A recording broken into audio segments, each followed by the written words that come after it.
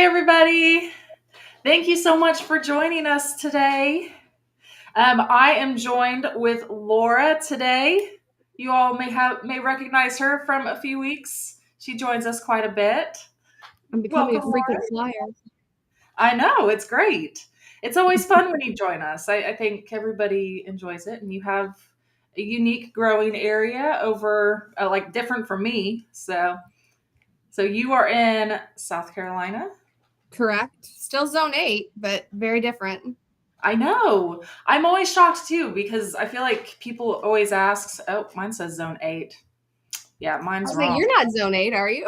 I'm not. Here, let me edit it. I think I was there we go. I am zone 7. There There we there it go. goes. It's fixed now.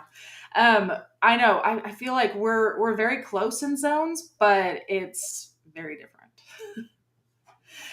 Well, thank you everybody so much for joining us today. I know this is going to be a little bit different because typically each week we have a topic that we cover and talk about, but the past several weeks we have always ran out of time at the end and frantically trying to answer as many of your questions as possible. And I feel bad because we never get to all of them. So we figured that this week we would actually take the time to go through and answer all of your questions because I know everybody always has lots of questions, especially this time of year. Getting all of your plants outside and starting to care for them, and pests or watering, or yeah, you name it. The sky's the limit. um, we are also excited to announce for this week, we partnered with Greenstalk, and we're going to be giving away a vertical planter of theirs, one of the 5-tier ones. And it is, oh my gosh. So we have this one actually here. This is a video I posted this morning on our Instagram page. We have this just sitting right there outside of our patio. It takes up, I mean, very minimal space, but we have so much growing in there. It's amazing. I love it. We have each tier has a different variety of lettuce, and it's amazing. Yeah, I absolutely love it. But they're giving away one of the 5-tier, the maple color. It's exciting. So all you guys need to do to be entered to win is just simply ask a gardening question, and then we'll be pulling them up. And each one we're going to be popping up on the screen and answering. And each time that your questions get pulled, you'll be entered to win. And then we will announce the winner at the very end. And then also get a free 1-year premium from Seed to Spoon app subscription, which also is amazing, right?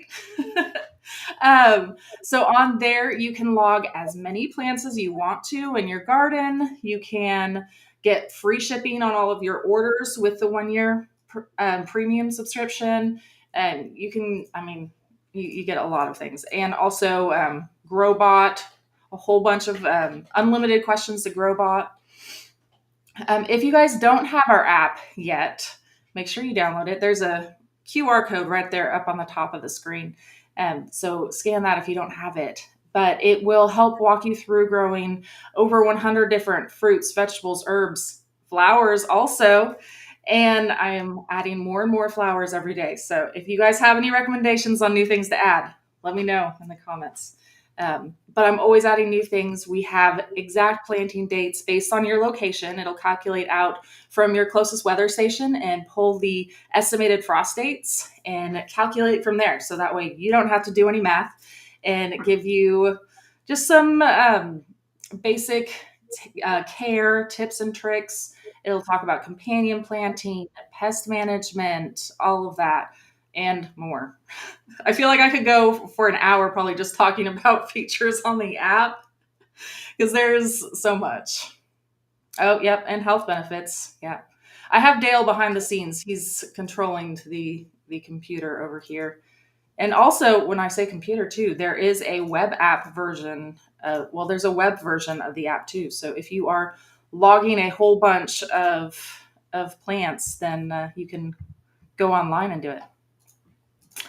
Oh, that's awesome. Growbot saved $200 in garden soil. I love it.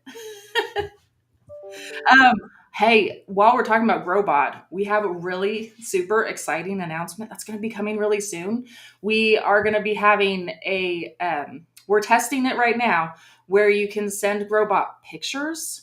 So if you have like a pest or like a diseased plant or something like that, you can go through and take a picture of it and post it into Growbot, and Growbot will give you advice. It's awesome. That sounds I've cool. been, yeah, I've been using it already in our garden and testing. Like, I'm like, ooh, there's a little bit of brown over here. Let me take a picture of it and see what Growbot says to do. And then I was also using it for plant identification also, and like testing to see what this plant is. And Growbot does amazing. It's incredible.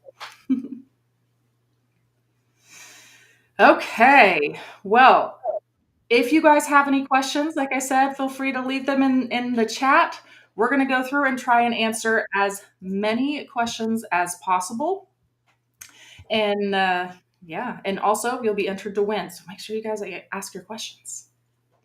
There's a lot of questions coming through. Yes, that's amazing. I love it. I love chatting with you all.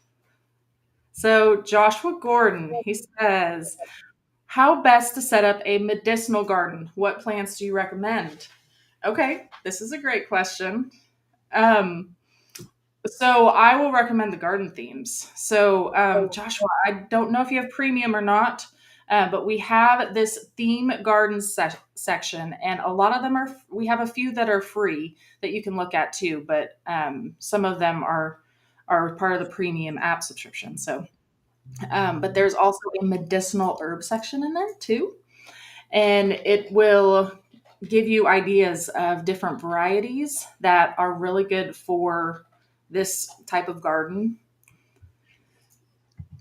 And there's a whole bunch of different varieties and ideas in there. Don't forget oregano. My very much obsession.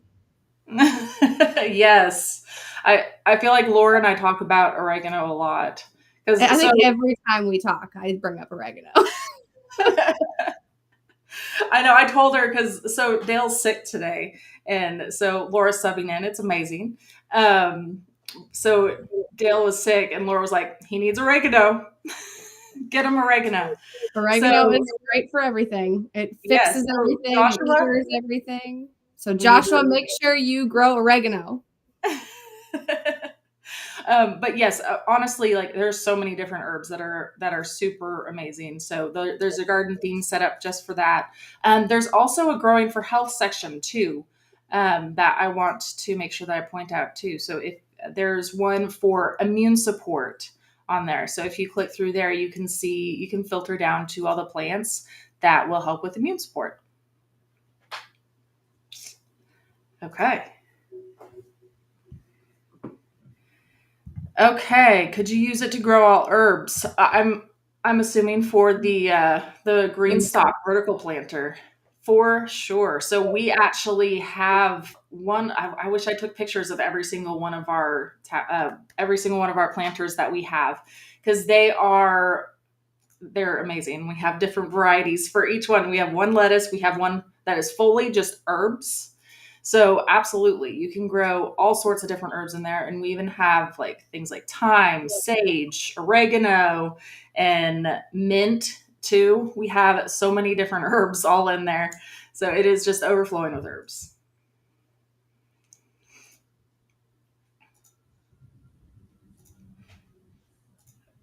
Okay. Katie says, what's your go-to way to know when you need water? Okay. Laura, do you want to take this? I feel like I've been talking so much here. I'm sorry. That's okay. It depends on where you are. It depends on the site that you're growing in, indoor, outdoor. It depends on the plant. It depends on your location. It depends on sun. It's very highly dependent on your surroundings. Always take cues from your plants. Always check your soil. If you're in containers, pick up the containers. If you can pick it up, it's really light. That's a huge key to know that you need to water. If stuff flows through your containers almost instantaneously, also a huge key that you need to water. Wait a little bit and then come back and water again so the soil can expand to absorb some of it. In the ground, you'll see things like the ground cracking if it's too dry. The best way is to just get your hands in there. Just feel your dirt. If it's dry, water it. If your leaves are flagging, which is like drooping, water it. If flower heads are flagging, water it. And it's really important to know to the best of your ability. I know sometimes you end up moving to a place you may not know what something is, to just know what plants you have and just do some minor research on their water requirements. And it'll be a huge help because you'll be able to just absorb some more information. No pun intended. Yeah, I mean, very similar. I will say, like, one key thing that we always do is we'll just go out there and we'll stick our finger in the soil. And if we touch moisture, then we're good. If it is completely dry, then we go ahead and go ahead and water it. The quickest way to kill a plant is to overwater it. And that's something that you learn even in the industry, especially with growers. They just sit there and they watch the plant grow and all they want to do is water it. Because we know we got to water it. We got to water it once a week. Love, right?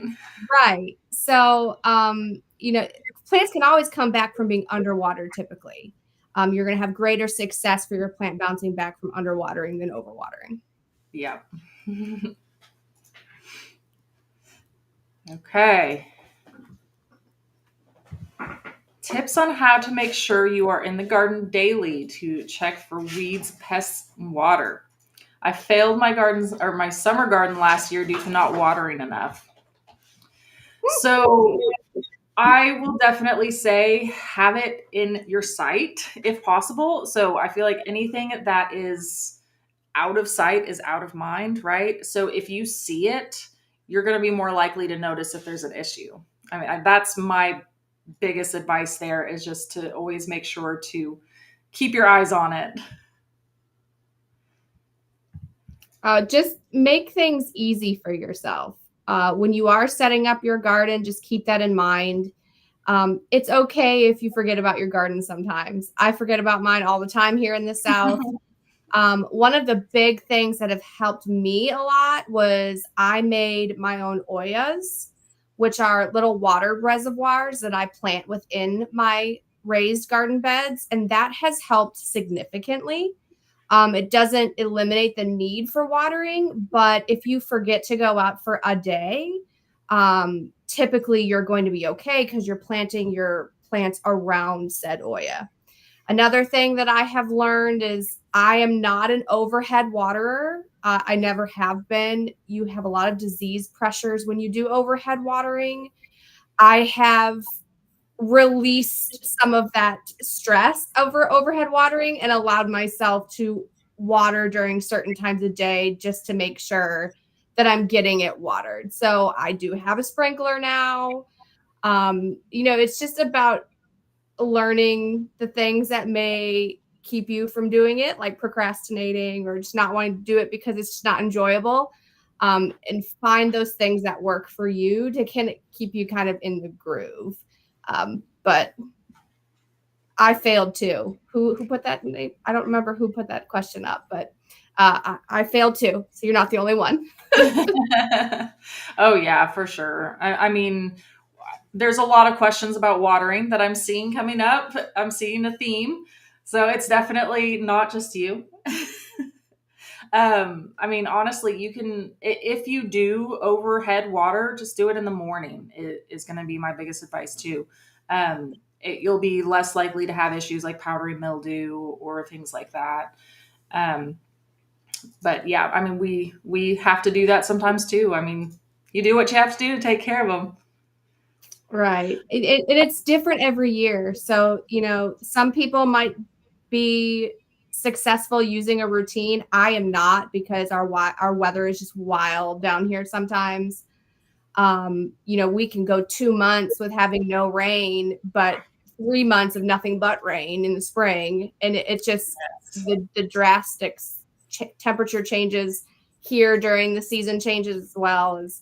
It's just routines have never really worked for me because then I find that I get complacent and then I'm not really paying attention to things and conditions have changed and I didn't really need to go out there. So So I see another watering question that came up. How do you water the Greenstalk tower? So I will say on the very top of this vertical planter, you'll see that there's a I guess you can't really see it in this, but there's almost like a little container that is sitting on the very top, and you just fill that top part up with water, and it goes and waters the entire thing. It's amazing. It goes through and distributes the water out for you. So you don't have to like go through and hand water like each pocket. It does it itself. So it's super easy. It gets all the way down to the bottom, Carrie? Yes. Yeah. Mhm. It has like a line where you just fill up the water to, and then it goes and waters itself. Very cool. Okay. Oh, Katie wants to know what plants I'd recommend to grow in it. Honestly, you can do a little bit of everything in there. We have, like I was saying earlier, we have one that is fully just lettuce. We have one that's fully herbs. We have one that we actually put a bunch of bare root strawberries in. So I'm really excited for it to get taken over by strawberries soon. I mean, you can do flowers in it as well. It would look so pretty to do vertical growing. Of flowers. I love it. We're actually going to be trying out growing some beans in ours too this year. So I'm excited to let you know how that goes also.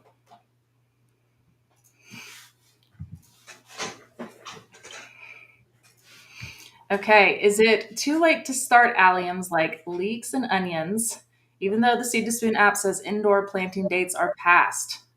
Okay, what do you think? I Okay, say go for it. yeah, I grow for it. Yeah, I mean, I would say you can start them outdoors too. I would start like so for onions, you can get like onion sets also, and just put those directly in the ground outside, and that'll work great for you. I mean, depending on where you are, I'm not sure where you're at, but I mean, we've even recently just planted out our onion sets here in Zone Seven, so and we'll probably continue to. So there's no harm in trying, right? Mm-hmm.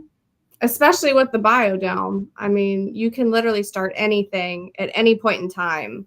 I'll tell you, I do tend to not plant around suggested dates. That is my toxic trait in gardening. um, but that's just because I want to think about it. When I'm thinking about it, I do it. And I just know my expectations that I may not get a harvest that year or that season. It may have to wait a full season. That's one thing that's nice about being in South Carolina is that stuff typically, like onions, they do overwinter and do come back the next year. So I'm kind of ahead of the game the next year.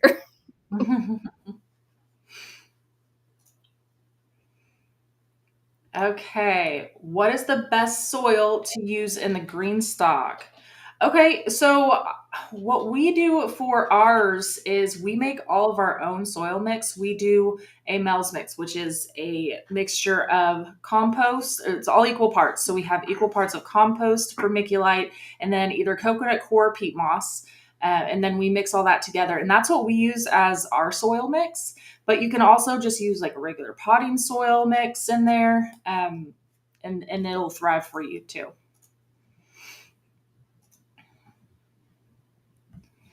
Okay, not successful growing coriander. You have any tips? I will tell you, it has a different season than most people think it does. It is not a summertime herb. It does not like the heat. It is a cool season herb, which is very contrary to what society tells you that it should be salsa and freshness and Yeah. hot weather kind of stuff. Mine has already begun to bolt, so I've had it for a while. I have no tomatoes. I have nothing to make salsa with, so I have a bunch of cilantro and coriander, but not a whole lot to do with it. Um, Yes. Success there is you just have to know your season. It does require quite a bit of moisture from what I have learned just to get started. It does not require moisture after it starts growing. And mine just goes to seed every year and I have it growing everywhere. It's in my yard. I mean, I have not been successful by my own doings in growing coriander. Let's put it that way. Yes. But I have seen it. I have not had success growing it from seed indoors, as in germinating it prior to planting. I have always had the best of luck just direct sowing and allowing it to sit and stay moist and continue to do what it does. Yes. Definitely great advice. I don't ever really transplant my cilantro. I just direct seed it outside and it'll grow. Okay, Samantha says, do we need to harden starts from our park seed biodome before transplanting it outdoors? If so, how would you recommend doing that? So, yes, for sure. I would harden them off just like you do any other seedling that you get, either from the store, I would still do it, or from your garage, I would do it, or inside the house. So, just over the course of about a week, you just need to go through and just gradually expose it to more and more elements outside. So, more exposure to the sun and more wind and things like that, just to get it more used to its growing environment before just throwing it out there, because it's been sheltered its whole life. It'll be shocked if you don't do that. So I would definitely recommend spending at least like a week or so with some field trips out to the garden. And if it doesn't make it, it wasn't meant to be. Try again. Yeah, absolutely. Ooh, what is the biodome? Oh, yeah. Thank you. Kind of see mine right there. Oh, nice. It's got stuff in it. Second round. I had no business planting more seeds, but I did. I love it. Well, you want to take this one? I mean, sure. It's a seed starting kit, and it's kind of a rudimentary hydroponic system. It comes in a couple different sizes. We've got double biodomes, which can fit a lot of items, and it's larger. And then we've got more of a 10-20 size, which can also fit a couple of different size plugs. What's really cool about the biodome is it is virtually mess free. They're biodegradable, compostable, soilless media plugs that go in. And I might have something right here. Yeah, they look just like sponges. Yeah, it kind of look like sponges. Here's a big one that I have that I plan on starting some flowers in, but I've got some smaller ones too. And you literally, they're pre-drilled with holes. You just soak them in water for a few minutes and you drop your seeds in and you stick your biodome with the cover on and you just let it go. And it's so nice because especially if you work full time like I do and I still love gardening, I'm able to do this really quickly during the wintertime, very efficiently, no mess. I used to plant in those 6-packs with soil, and I would always procrastinate because I didn't really want to clean them and I didn't really want to fill them. I didn't really want to get my hands dirty right away. So the biodome is just a fantastic way to get yourself started. And I kind of made a pact with myself this year that I'm going to try to have something in my biodome all season. So, like I said, I don't follow planting guidelines very well. I kind of, it's pretty much Wild West out here, because I just want to see what I can grow. And I'm very well versed in when things can go outside and what kind of conditions. And if I don't follow those guidelines, I know that I can manipulate it by offering shade or just watering more. But yes, if you don't know what a biodome is, hop over to parkseed.com or go through the Seed to Spoon app, because it is a really cool growing system. And it's just going to get better with time. It's reusable. It's rigid. There's no flimsiness to it. I mean, I could keep going on.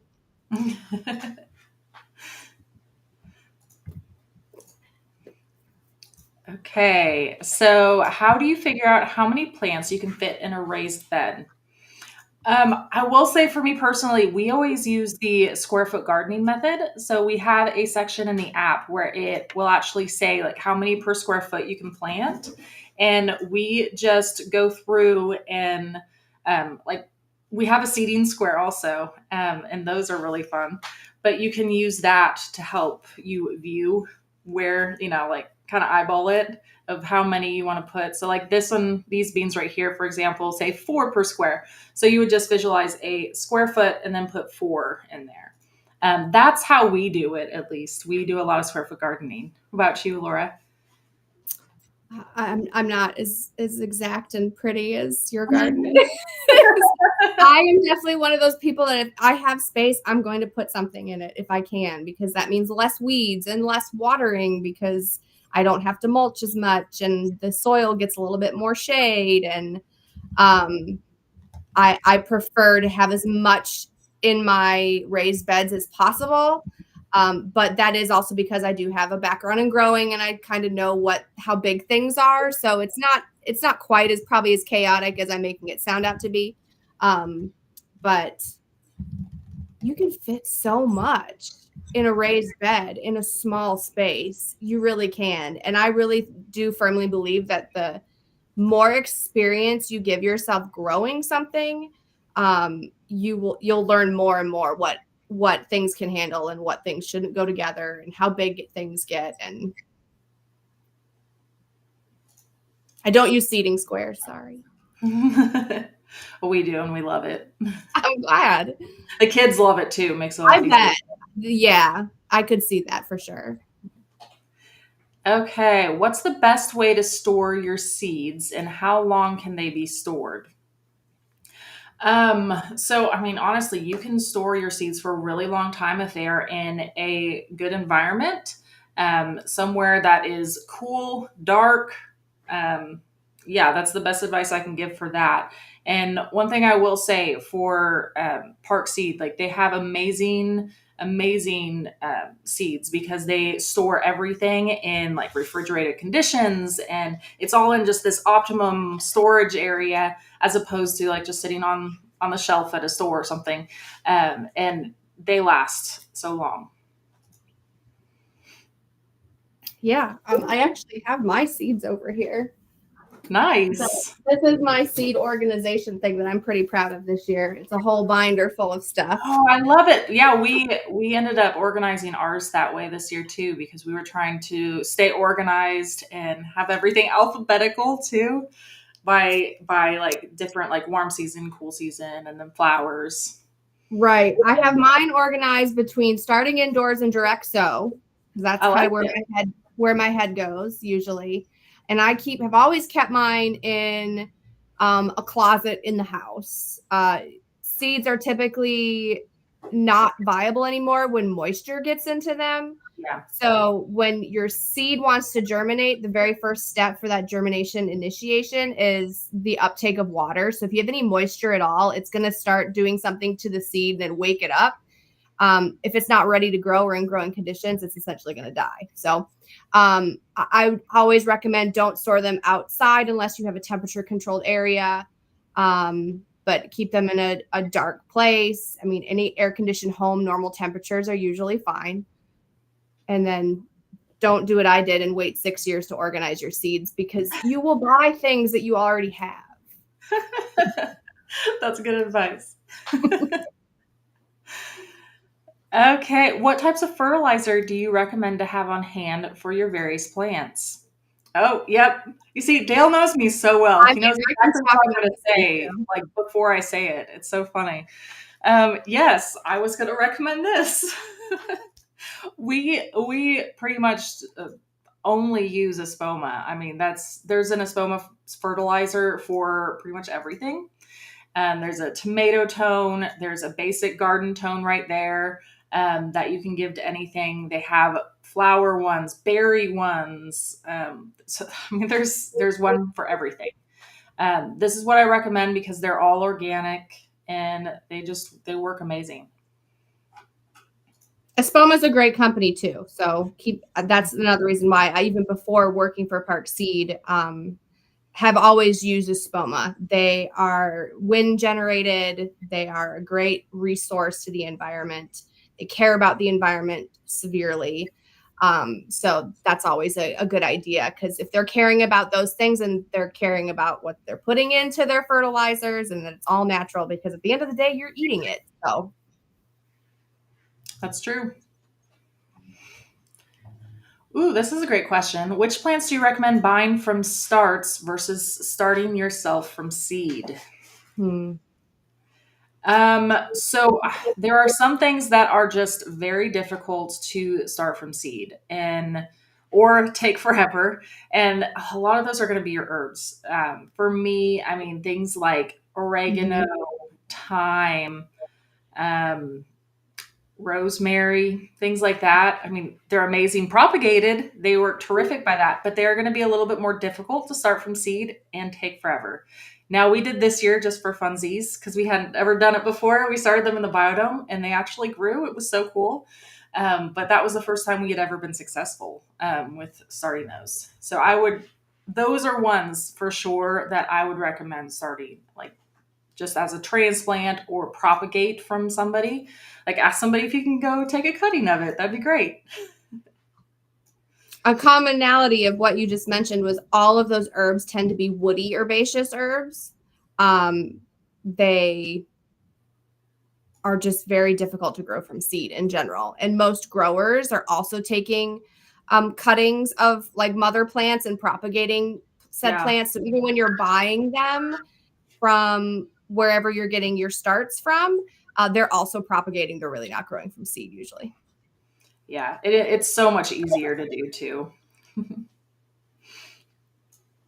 And I do want to remind everybody, make sure that you guys are leaving your questions in the comment section for us. And each time we pull up your question, you're going to be entered to win our giveaway today. And we're giving away, we partner with Greenstalk for a free vertical planter, as well as a 1 year free premium from Seed to Spoon app subscription.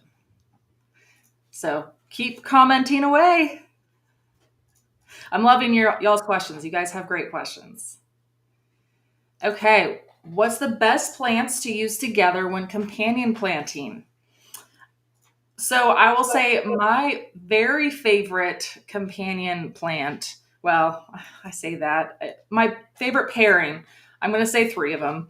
To go with tomatoes is going to be basil and marigolds. Those are just two things that every single time I plant out tomatoes, I always have basil and marigolds. First of all, to help with repelling pests. The basil helps the tomatoes to taste better even, and marigolds will help to bring in pollinators. There's there's just a lot of benefits right there with all of those. So that's my very favorite pairing. But I will say there's a lot of things that you can plant together. If you are looking in the app, you'll see our companion plant section. So Dale has tomatoes pulled up right here. And under companions, you'll see there's a bunch of friends, things that you can plant with the tomatoes. And all of these things right here are ones that would do really well with them. And then there's also, I will point out, an enemy section too, because there's some things that you don't want to plant together. So these are just a few things that you want to make sure to avoid planting next to your tomatoes. So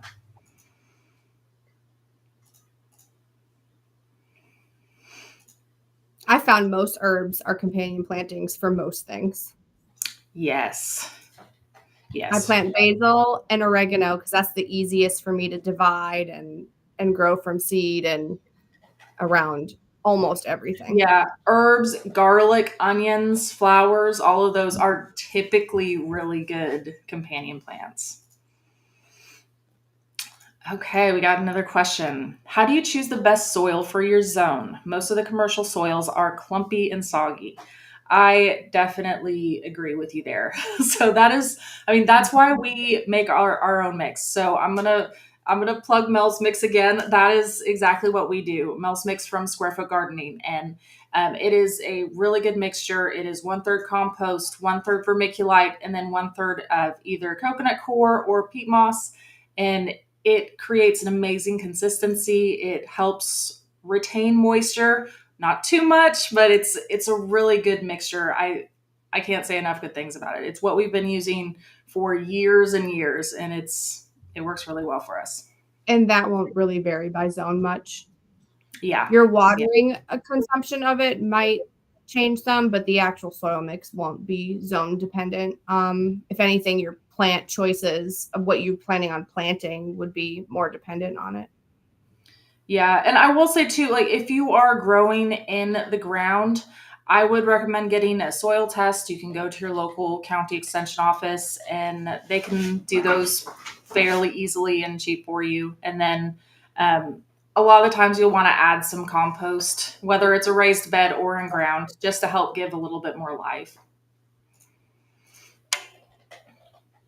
Okay, I love it. Can chicken manure go straight into a garden or does it have to go into a compost pile first? So we actually have chickens here too, and but we cannot use their manure directly into the garden. We do have to compost it first because it is extremely high in nitrogen. It does really well. It's great source for you. But yes, make sure you do put it into the compost pile first. That's pretty much true of most things. It's Not just goat poo or rabbit really poo or llama because we have all of those as well. So I had to find out. But yeah, actually, like rabbits, we had a couple rabbits in the city, and it was for this purpose. And I mean, they're super easy, and the kids loved them. And we could just take their droppings directly from in there and add it that's into the fantastic. garden. Yeah, it was great. Okay, how can you be successful planting lavender?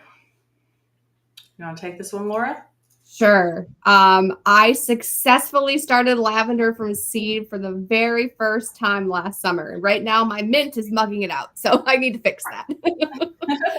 um, so lavender, if you're growing from seed, um, really needs to be cold stratified.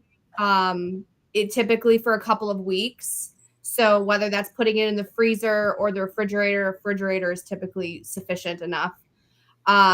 Even then, that can be difficult to do from seed. Again, this is one of those woody herbaceous perennials that just is a lot easier to propagate. So typically, I would probably buy starts or try to propagate it. The one thing about lavender is you got to think it really likes rocky, arid soils. It does not like wet feet. It does not like to be overwatered. It does not like humid environments very well. Although I will say there's a lot of varieties on the market that have been bred recently to withstand more humid temperatures and environments. So it is something that the industry is been trying to broaden. But other than that, I have very heavy clay soil here. It has not done well even from starts in clay soil. So that's something I have currently have it in a container right now. And if it wasn't being mugged by my mint, it'd probably be doing just fine. Yeah, I will say it is definitely one that does not like to be watered too much, and I feel like people kill it a lot with too much love. So, but we've always been really successful planting in our Mel's mix, and we typically grow these in our smart pots, our fabric containers, and they thrive. They do really well for us in those. Okay, where do you get cheap vermiculite, and where do you get compost other than manure for Mel's mix? So vermiculite, I mean, I would recommend going to your local garden center. That's probably where you're going to find the best value and the best place to get it. It was about $50 for us per like huge bag in Oklahoma. It's pricey, but it will last you a long time because it's a huge Mhm. bag. It's like I don't even know. I don't want to throw out. It was like 4 cubic feet or something like that. I don't know. It was very large and yeah, it'll last you for a while. Um, and then composts. So worm castings are an amazing resource if you have anything like that. Um, there's also local places too. We have a local place that makes compost. What's great too is that they have zoo poo, so they source some of their ingredients from the zoo and they make compost from it, which is amazing. Other than manure, you can use mushroom compost, you can use the worm compost, you can use leaf compost. Those are typically, I'd say the leaf compost and the mushroom compost are probably the easiest to find in garden centers. In comparison, you can find worm castings, but it's not as easy. You do typically have to buy those online if you don't vermicompost yourself. Um, but yeah, I've used mushroom compost before. I would say it does mess with the salinity of your soil sometimes, just based on where it typically is grown and how it's grown to become compost. So um, you can usually identify stuff like that with a soil test once you've mixed it in. Um, or if you see any kind of iron deficiencies, that's typically a sign of too high of salt. Okay, this is a great question. The difference between vermiculite and perlite. So vermiculite, so if anybody doesn't know exactly what we're talking about, it's these little tiny white pellets almost that you see inside of your soil, the potting soil mix. And these will help to soak up water and retain water in your soil mix. It works amazing. It's kind of like a sponge for your soil. Um, Perlite is more like a filler for your potting soil, and it allows for excess drainage, things like that. So it's not really as great for soaking up water. So obviously, vermiculite is always going to be my pick over all of that. And there's always controversy about whether or not perlite is organic or or food safe. Technically, it is. It is a volcanic spun rock that is just baked at super high temperatures, and that's what makes it porous. And it does not absorb water, and you can actually like propagate directly into perlite. You don't even have to have the Mel's mix or anything. You could just strictly use perlite if you wanted. Oh, how to ward off cabbage loopers from brassicas. So our method that we're doing right now is using a bunch of insect netting. We built these DIY PVC dome hoop houses on top of our wooden raised beds, and we're using insect netting to help to protect our brassicas that way. Something else you can do if you are having issues and you see them on your leaves, you can go through and spray what's called BTK, which is it's all natural ingredients, and it will help to kill off those caterpillars. That's my favorite. I use it probably too much during the summer. It's very helpful. Very helpful. Okay, my property gets very little sun. What are the best plants to plant in the vertical hanger in this situation? Um, I mean, there's a lot of options. This is a great robot question because I feel like I ask robot this a lot whenever I'm planning out shady spots. But typically, it is going to be your greens; those do really well in the shade. Herbs can also thrive. Things like mint, like we had mint growing in like solid shade before, and they thrived. Um, yeah, I would recommend those ones.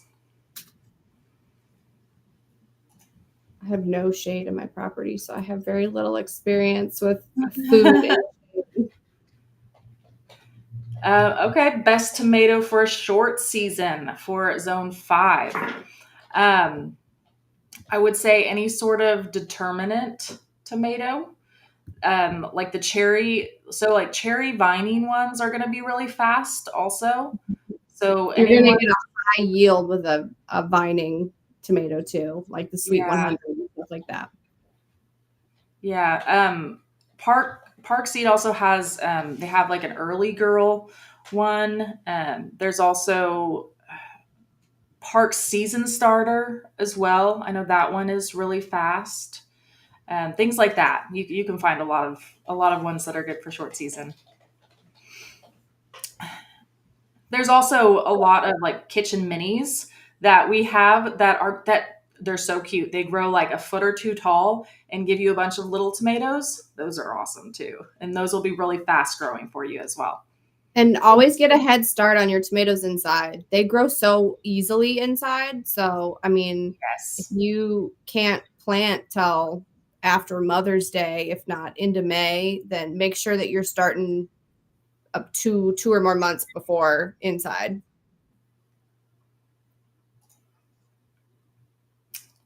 Oh, squash bugs. Yeah. What do you recommend to prevent them? Tried neem oil, it didn't work. Yeah, I feel like squash bugs are indestructible. Oh, I hate them. Yeah, Yeah, they are my nemesis. that's the thing you have to keep up and scout for. Manual removal of eggs is really the only way you can keep on top of it. Even then, you're still borderline going to get infestations. Um, I had a horrible time with pumpkins and squash last year because of that. That was one of the things that I failed at. I just couldn't keep up with it after a while, and I just kind of let it go. I will hopefully not be doing that this year. Um, the duct tape method has been the easiest way for me to get the actual eggs off the backside of the leaves. So always be scouting for those little brown patches of little tiny dots, which are technically eggs. And you just take a piece of duct tape and you stick it on it and you peel them all off. And it comes off very easily. When things get real hairy, we just chop leaves off. Yeah, I will say one thing that we've done before in the past that's worked pretty well is by putting like a T-post or something next to it and try to train it to almost grow vertically. Yes. So that Yes. way it's more in sight. They don't have as many places to hide for from us or from our helpers like the wasps and all of the things that might help us out with that. Yep. I've also done that as well. And I'm going to try it again this year, but we'll see. I've still had the squash bug. So I've tried the traps with the clove oil and the sticky goo. I've tried it all. It's just something you got to keep up with. It is literally just a gardening nemesis. It's not much you can do about it. Okay, so Mary says her sage is blooming. Do I need to pinch that off? Okay, I love sage. It smells incredible. But yes, you will need to pinch off the top. It'll help to encourage more growth and but it'll make it grow more bushy and you'll love the smell when you do it too.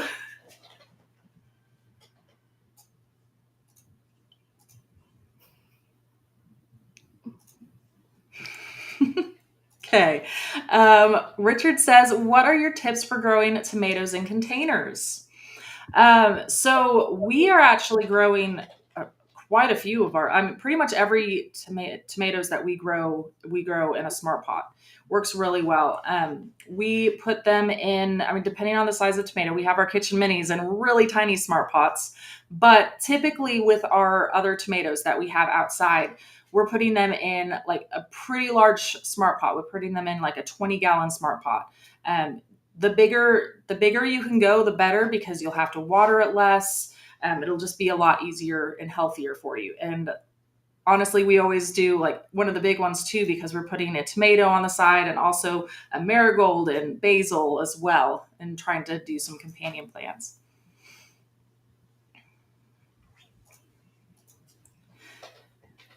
Okay, do you have to use liquid fertilizer solely in the green stock?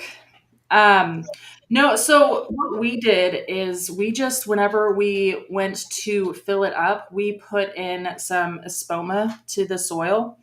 And then we have been using like some fish fertilizer for it whenever we water it every like few weeks, 3 to 4 weeks, you'll go through and do something along those lines. And we love using fish fertilizer.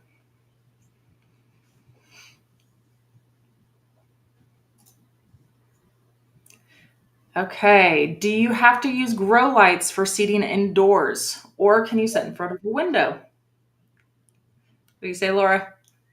I'll take it. You can start in front of a window. I recommend that for beginners anyway, just because it teaches how important light is for plants. Your plants can get a little leggy, which means they're just kind of spindly and a little taller than they should be. That doesn't usually damage the plant if you're transplanting at the correct time. But it's totally possible to definitely grow in a windowsill. I did it for years. I've literally only been growing indoor seed starts with lights for 2-3 years now, my third year. Um, I like the outcome better because you have a more stockier, shorter, stronger plant. And Um, stronger, yeah, for sure. yes, but it is not just because you don't have a grow light, a fancy grow light. I mean, there's so many on the market now, but um, don't let that discourage you from starting in front of a window because it is possible. I think your biggest things if you are using a window is just to make sure that you're rotating your seed trays because seedlings are very I believe the word is phototropic, which means they follow the light and they're going to stretch towards wherever the light is. So just being able to rotate will also help that. You can also try things just like fluorescent lighting. Some fluorescent lighting will give off the correct numbers to help seeds grow as well.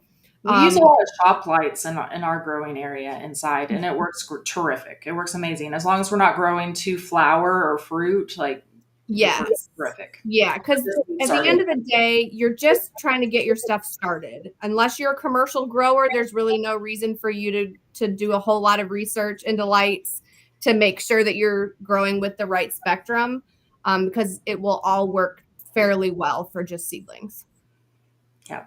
So we have a few minutes left. We're going to try and answer as many questions as we can in the last few minutes. And then so make sure you guys get any last minute questions that you have. And we are going to be doing our giveaway here in just a few minutes. We're going to do it at the top of the hour, right before we go. Okay. What happens if you overwater the Greenstalk? Is there drainage? Yes. So at the very bottom, it just runs out the sides. So yeah, you don't have to worry about it. Okay, I would like to grow spinach inside year round. Is this possible? That's amazing. I love it. For sure. We're actually trying to do this ourselves this year. So yeah, I'd say go for it for sure. As long as you have good lighting.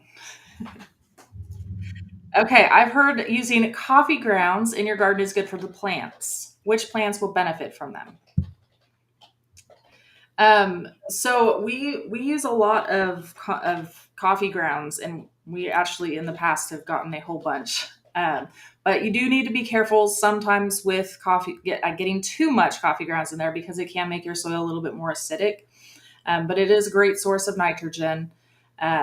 But things like tomatoes, peppers, blueberries will all really love them. A lot of slug-like pests don't enjoy it either. So Yes, yeah, it will help with that as well. So double positive. and you get to drink a lot of coffee. It's a good excuse for me.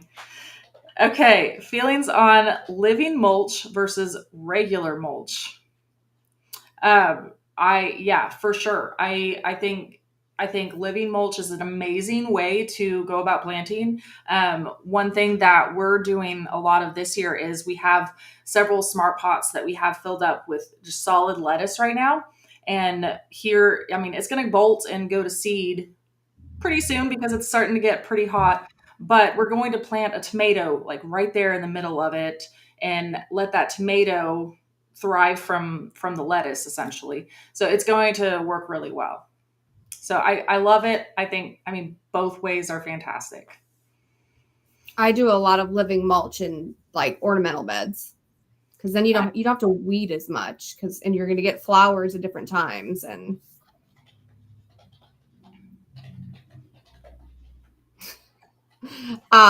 which flowers as mulch? Let's see here. I use a lot of phlox ground covers. There's isotoma, which comes with a blue and a white flower. Phlox subulata, which is a creeping phlox, has pinks, purples, whites, blues. Verbena here in zone 8 is technically a perennial, so I use a lot of that, and it's got a wide spread. There are some creeping rosemaries that I have used too. I believe Rosemary Irene, and I believe Park Seed and Wayside and JP both all have it. There's Lismanthia, Creeping Jenny. That's another really good one. There's a lot out there. So just the important thing with that is just make sure that you have the right light requirement, and it typically will thrive great. Okay, do you recommend mulch for all garden beds? Pretty much everything will benefit from mulching. Mm-hmm. We typically don't mulch in our lettuce beds or spinach, things like that, just because we're going through and harvesting a lot, and it is a pain to pull pieces of mulch out of it whenever we're going through and cutting. So we tend to not do our greens, but everything else we pretty much do.